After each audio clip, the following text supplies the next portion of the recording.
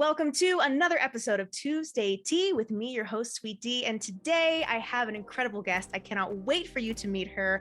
Jessica Nicole is here with me. Hi, Jessica. Hey, Dominica, I'm so excited to be here. Oh my gosh. Even in just like the first few minutes of us talking, I was like, wait, let me hit record because this is gold. So I know that the listeners are going to get so much value out of just who you are and your story and everything you bring to the female entrepreneur world. So welcome. Yeah, I mean, there's an interlocking thread with all of us. And I think we touched on that for a minute. It's just, regardless of what it looks like on the exterior, there's struggle, there's insecurities, there's fear of failure, fear of success. It's all of those things that unite all of us, whether you're a big voice or a little voice or a medium voice. So totally. Well, let me introduce you properly before we jump in here, okay? Jessica is the host of Mom Slow Down and the founder of the health and wellness app, the Zen Mommy. And through her extensive experience, she has created a holistic program that supports women, especially moms, in the crucial art of self-care. Yay. Thank God. Thank God for you. Thank you. Because we need more support. My gosh. I know I'm a mom. I'm about to be a mom of two. I'm currently very pregnant with number two.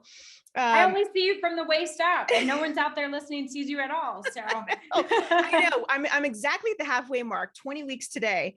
Well, I mean, you're definitely very pregnant, but you're not like popping at the seams pregnant. You still have a ways to go, my friend. Well, I have like no waist, so I just feel very pregnant. I know. I'm with you. I'm 5'2", so I was all belly. Oh yeah. Yeah. Just all belly. Yeah. And you have two daughters, is that right? I do. I have two daughters, and what I learned recently to call two bonus sons, which sounds way better than stepsons, since I helped raise them, and now they're 20 and 18. So I love that. Bonus sons. That's really way better, right? Like I'm not in middle age. I'm just midlife. That's yes, I love it. Right? It's all about how we reframe it. Absolutely. So I want to talk to you about slowing down because I feel like as an entrepreneur, as a business owner, and especially a mom, we're constantly just running it at all ends. We're doing a lot all the time. So what was your inspiration behind Mom Slow Down? How did that all come about? A lot of failure, a lot of struggle, a lot of not slowing down, a lot of getting my health to a point where I was at like full adrenal fatigue, chronic fatigue. I was sick constantly. I was angry and resentful, and I don't sleep. What was that? I didn't know what that was. And there was a point, right? So eventually it's all going to give because it's not sustainable. When we talk about like burnout as a real thing, it is not sustainable to run at that level, that length. You know, I decided not only was going to open my own yoga studio, I was going to get into design anti-cellulite yoga pants, right? With no fashion experience. And I was going to raise these 4 kids, which I had at the time. And I was just going to do it all and still look put together and fit and, you know, get all my shit high and tight and all that stuff. And no, it just doesn't work. Oh, and then house my brother who came home from prison. Oh my gosh. Yeah. Oh yeah. Oh my gosh. So I was just an aside, right? So there was a lot, and there was a breaking moment, and I had been in yoga for a couple years at that point, and I've, you know, taught yoga, and there's a lot of like, it's a lot easier to preach it than to really apply it into your own life. And I kind of met my maker. I think I really kind of got to that point where I had to start eating my own medicine. I had to really start applying the things that I was teaching other women in my studio to myself, because I didn't really have a choice at that point. And the funny thing is, and I've been there, and I know I've felt it. I know all the things. I'm type A. I'm a perfectionist. I started a career in commercial real estate, selling tens of millions of dollars of real estate at 19 years old. I get all of those things, and slowing down feels really counterintuitive. And it feels like if we just go faster, if we just do more, that's going to make it better. And the reality is there's no end to that. There's just that doing more piece. Like it never gets better. There's just more to do. And really, for me, when I resisted meditation and I resisted that piece, like it was easy for me to do yoga because I had a gymnast and cheerleading background. I was like, oh yeah, this is like exercise. This is great. I can do this. Mm-hmm.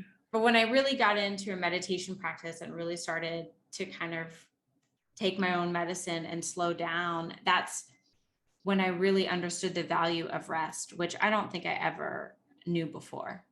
I feel like we have quite a few parallels. Totally type A as well. And the more I continued to stack on my plate, I felt like, oh, this is productive. This is good. This is what I'm supposed to do. Woman of the world, getting it all done. And when I had my daughter, I couldn't do it anymore. And I just reached ultimate burnout, just the ultimate burnout, where I knew that I couldn't even take client calls because everything that was coming out of my mouth was like, what am I talking about? Like, I have to do this for myself first because it's not reflecting positively for my clients. So yeah, I feel you on like having your own medicine for sure. Cause it's humbling, right? But also very, just a very much, just an eye opener. Like crap, I have to do this now. Yeah, it's necessary. And I feel like addicts, perfectionist addicts, that's their very obsessive personality. We're very driven. Mm-hmm. And you kind of have to get to a rock bottom moment where you're like, okay, something has to change. This isn't sustainable. And I know I can't continue on this way. I'm not showing up as the best self for my children, which gives you strength that you never thought you had. And ultimately, I'm not showing up as the best self for me. And I want something different. I want to, especially having daughters. I have 2 girls. I want something different for them. I want to be able to embody what I'm teaching them, because they're not going to just listen to the words that come out of my mouth. They're going to see how I treat other people. How do I treat myself? If I'm telling them, oh no, you don't work out when you're injured, you need to rest and heal your body. And I'm out in a boot riding my Peloton like a crazy person, what are they going to pick up on? Right. That lead by example is everything. Yeah. Sure. So how do you go about finding then inspiration in the day-to-day when life presents challenges? Yeah. And life is challenging. So yoga doesn't diminish the challenges or ups and downs. You're still going to have highs and lows. You're still going to have joy and pain. It allows you to be really present in that experience. So both joy and pain are acceptable. Mm-hmm. You can kind of handle that because you're not attaching on to all of this stuff. And so for me, slowing down, checking in, feeling the emotions that we push off or negate or stuff down in some way is really helpful. The other piece that's super helpful is recognizing when that inner critic starts talking really loudly. I said to you, I was like, God, today, and like my inner critic was like, man, you suck. You shouldn't be doing this. You just give it up. You're a joke, all of those things, imposter syndrome, like that stuff is real. And then being like, okay, I'm going to meditate for 10 minutes. I'm going to get recentered. I'm going to feel really grounded, because what's happening right now in this moment is not me sucking and not doing all those things, is that I'm okay. And so there's a way to distance yourself from the monkey mind, the chatter. That's what yoga teaches us. That's what presence, awareness, mindfulness, meditation, all these words, things teach us to kind of be in our body. And in that moment, that in your body, in your breath, right there, you're okay. Your kids are okay. Your business is okay. Everything's okay. I struggle with that a lot, being in the moment, which is in large part why I love doing podcasts like this, because I have to be in the moment. We're having a conversation, right? It's triggering my brain, like stay present, be here, be now. But I'm constantly thinking like 25 steps ahead. When I realize, oh my gosh, it's 6:00 at night, I've got to get dinner on the table. I've been thinking or daydreaming about tomorrow or a week from now when I missed the day. Do you have any strategies or tactics? I know you mentioned meditation and yoga, but perhaps something as a reminder for us entrepreneurs to really like recognize those moments and be in the moment. Yeah. So like suffering is caught up in the past. or worrying about the future, something that hasn't happened yet. Mm-hmm. So anything in the future is still left to chance, no matter how much we plan for it. You know, and I'm an anxious person. I just hit it all with, you know, uber planning and control and, you know, type A OCD personality traits. And so, you know, I start my work day with just a few minutes of like breathing. And it's hard because my computer's there. Everything about my essence is like, get to it. There's emails that want you, you know, everybody wants a piece of you. And to like sit there and be like, no, I'm going to just ground myself and feel the chair that I'm sitting on, feel my feet. Nature is an incredible, I mean, you're in a beautiful place. Mine tends to be a little gray and Midwesterny, but being out in nature and just breathing fresh air brings you into that present moment. And so that's where joy is experienced. That's where we get to experience our children, our friends, our partners, our relationships, our business. We get to experience it in the present moment. The mind just tells us the story about what we think is happening, right? That's not real. But to really be there and show up and like hear your children and be attuned to their needs because you're actually present and you're not worried about what you're making for dinner or the meetings you have tomorrow or what you're going to wear to this thing or whatever is going on, but to hear them and be attuned emotionally, which takes presence. You're not going to pick up on their very subtle cues because our kids can't tell you what they're thinking, feeling, experiencing. They don't have that verbiage yet. They're, you know, they haven't grown that way. And so to be able to be right there and be like, okay, wait a minute, ding, I think my child needs me. I'm picking up on those cues. You have to be attuned to be in your body, you know, to notice those things. And so as far as tips, I mean, breathing, as silly as it sounds, it's something that we all do, and every person that's alive breathes, but it is the tool that is the most accessible. I don't want to use the word easy, because nothing's really easy to try to get out of the monkey mind, but it's accessible to all. And just feeling your breath. And I'll sit in my chair, I'll feel my hips grounded, I'll feel my feet on the floor, and I start to feel the breath coming in. I notice the sensations, I feel it on my upper lip, I notice any smells in the room, and then I just observe. So part of that mindfulness piece is being an observer without judgment. Yeah. Right. That's the tricky tough part. That's the tricky part, because our mind wants to tell us a whole story about it. Good, bad, you know, pleasure, pain, you know, the whole thing is our mind trying to tell us about the experience, but just really to observe or witness. And that's, you know, for me, that was the gift in the practice of yoga. It's an internal practice. It's internal awareness. Everything about the practice is asking you to go inside, to be curious and explore.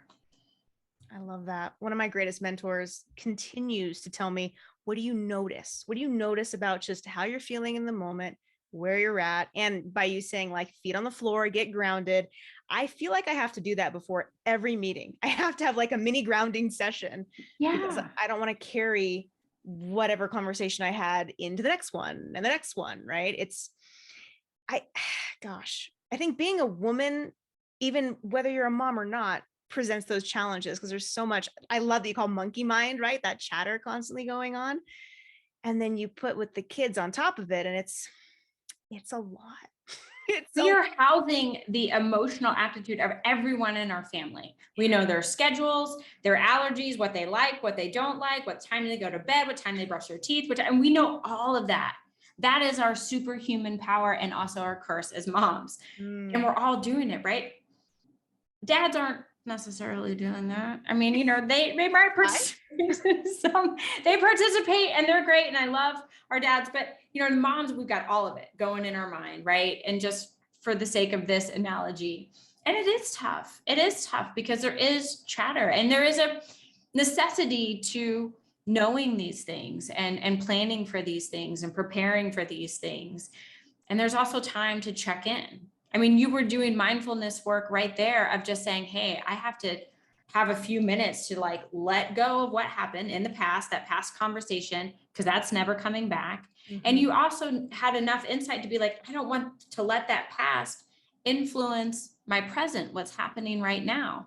So it's an energetic release. We're letting that go. We're coming into the moment. And it's a beautiful gift, I think, to all of us. Yeah. when we're able to, Yeah. to have the reminder to ourselves of, okay, just let that go, get grounded, get centered. Yeah. I really suggest, if you're just starting out in any kind of mindfulness, breath, meditation, anything, is to set a timer in your phone, give you an alert at some point in the day, and just let that be a check-in. Maybe you have an alert for an emotional check-in. You might do a little journaling that's cathartic. You get some thoughts out on paper, you release that energy, and maybe some point later in the day, you do a check-in, do 3 minutes of breathing, just mindful breathing. And start that way, that we start to build these habits, because things aren't just going to happen on your own. You're not just going to come out and be a mindful, grounded, centered being by just existing, right? There takes effort to start to build the habits. But what we know about the brain is it's malleable, and we can change our neural pathways. We can change and affect our brain, and we can start to behave differently and create new habits. I mean, we know that. Yeah. My gosh, talk about habits. It makes me think of something that was just so crazy in my life, something so simple that has made all the difference in my little family. We have the most beautiful dining room table. It's gorgeous. We spent a lot of money on it. It's beautiful. I was staring at it every day, walking past it. We never used it because we would have dinner and sit down and watch something, right? And at dinner time, we never talked. It was just this like, okay, time to wind down. Okay, good night, everyone. We watched a show. Well, one day I was like, we should use the table. Why don't we like set up dinner and actually use the table? And now that's what we do. And it's hilarious that it's not hilarious, like seriously, but it's sad and hilarious that I didn't necessarily realize, oh, we should probably talk as a family about how our day was and be in the moment and make sweet connections and continue to build sweet family memories. And this table has helped us do that. And it's been sitting there for years. So it's incredible to me how very, very simple things, by noticing, by letting that monkey mind chatter just, fall away and go, okay, let's actually use the tools we have. I wanted to bring this up because I feel like as women, we're constantly seeking for new advice, new tools, new direction, mentors. But a lot of the tools that I have found, I have had bits and pieces already ready to go, or inside me, or my dining room table, or whatever it was. Like, it doesn't need to be some big elaborate thing where I have to go buy like the $50,000 course or go to the summit. It's like, there's so many things I feel like we can do just in our immediate world and set up healthy boundaries and habits that can really, like, for the long haul, make a big difference. What do you think about that? Yeah, I mean, I say this all the time. We've had intuition bred out of us by society. We as women have been told to be nice, to play small, to be quiet, to not trust our gut when we're walking in an alleyway because someone gives us the vibe, but we want to be nice because maybe they're really a good person and they're not going to steal our purse or do harm to us. And so, we have kind of pushed aside the intuition piece, and the feminine energy is the softness, is the divine, is this beautiful space of being, of existing, of intuition, of trusting, of knowing. And it's inside each and every one of us. I mean, we all have masculine and feminine. The masculine is the doing. The feminine is the being. And so tapping into that, like you said, wait a minute, that answer was there all along, but you just had to notice. You're like, oh, wait, if we sit down at this table, let me observe what happens or what changes in our family dynamic. I love at the end of my podcast, I ask sometimes, and I love this question, I said I would do a documentary, is I want to take a snapshot of a family at dinner time, because I think it says so much, not good or bad, or, there's no right or wrongs, but so much about the value of that family unit, what it says about the dinner table. And so for you to say, hey, I noticed that, like, this is what's going on and we're not really interacting. And do I want that? I don't know. Let's try something else and try a new experience, and being open and present to that. I mean, you had that knowing in you. As businesswomen, I feel like, and that's where that slowing down piece comes, is the knowing, the trusting, the intuition. When you feel like this might be the next best move, sit down and just breathe with it for a few minutes. Go inside, be curious. How does that feel? Do I feel anxious or tight? Do I feel expansive or tingly in sensation? I mean, what are you feeling? What are the actual physical sensations you are feeling in that moment? And a lot of times in that quiet time, in that time of just kind of sitting in presence, you can get so much insight and awareness. Doesn't mean we don't need the coaches and need the professionals and people to kind of bounce ideas off, and all of that. Community is great and incredible, and women need that. We need connection, and ultimately just trusting what we already have inside each of us. Yeah. You're awesome. This is so fun. This is so fun. So tell me a bit about your app. So when did you start building the app, and what is it all about? And if ladies want it, what can they expect from it? Yeah, so I had a studio in my house where I had the privilege of seeing clients more therapeutically, just one-on-one. And when the pandemic hit, like everything, right? Everything was closed and I didn't know what to do. And I wanted to offer these kind of tools that made such a difference in my life. The mindset piece, meditation, breath work, that's definitely a key. Yoga as the movement piece, because yoga as a practice, people are resistant to it. They're like, I'll hit the bar, I'll run on the treadmill, I'll do all these things. And yoga, people are kind of like, oh, they either love it or they're just not interested. But it's such a beautiful practice of really getting in touch with your body, getting in touch with your curiosity, of really exploring. And it's accessible to all people, all levels. It doesn't have to be crazy hard. And when you practice yoga, your body at the end of the day, and your mind for that matter, is like, yes, do that again. Do that again. So I always say when people come to class, I'm like, I know how hard it was for you to get here, but at the end, no one has walked out of a yoga class and been like, I shouldn't have done that. That was a waste of time. They're like, oh my gosh, this is incredible. I had the most amazing experience. And so it's just been such a blessing in my life. And I went to culinary school for fun after the birth of my first daughter because I like food, and I'm obsessively, compulsively thinking about food all the time. So I might as well do something with it. But as moms, I know that we are tasked with usually cooking for the family, and it's not a skill set or an activity that everyone enjoys. And I remember being like the last kid picked on the soccer field. You're not going to want to do something if you're not good at it and if you don't feel confident in it. And so for me, I wanted to create even just baseline videos. Here's how you hold a knife. Here's how you cut an onion. Here's how you grill food. Here's some things for you to know. Here's my whole recipe database, because I love creating recipes that are allergy friendly.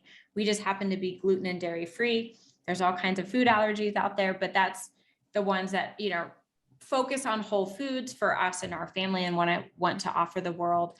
And so I wanted to put it in an accessible kind of package. There's a community wall where people can connect with me and with other Zen mommies. And I'm really proud of it. So just out there, getting the word out and wanting to make it accessible. And I think yoga is a piece that it's intimidating to go into a yoga studio if you've never practiced. And we all remember, or we can put ourselves in the beginner's mindset.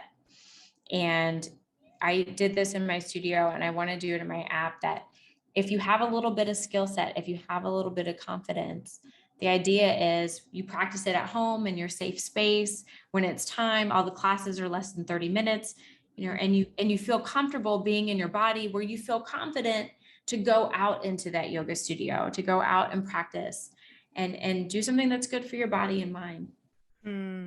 Thank you for sharing that. I had no idea that you went to culinary school, but on your YouTube channel, I saw how to properly hold a knife, and I watched that. I was like, I've been doing this wrong this whole time. So super helpful. Yeah. Thank you for including that. That's so cool.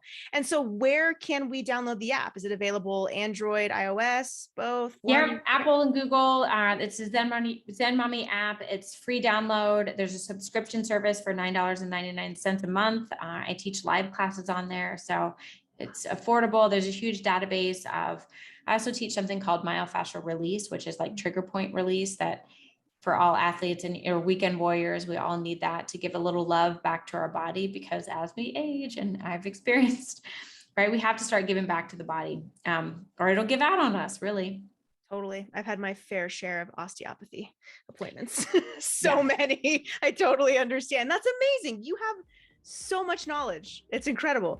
If people want to get in contact with you on social media or follow the Zen Mommy on Instagram, what's the best way for them to do that? Yeah, absolutely. So the website is thezenmommy.com. I'm on Instagram at _Zen_mommy. I'm on TikTok sharing food stuff at the Zen Mommy. I'd love to hear from everybody and reach out. And the podcast is Mom Slow Down. So it's just that little reminder that we can all take a little moment to slow down and find our joy. Thank you so much for sharing your knowledge and for being here with me. It's really nice. Absolutely. To meet you. Thank you. All right, that's it for this episode. I'll see you guys next week. Bye.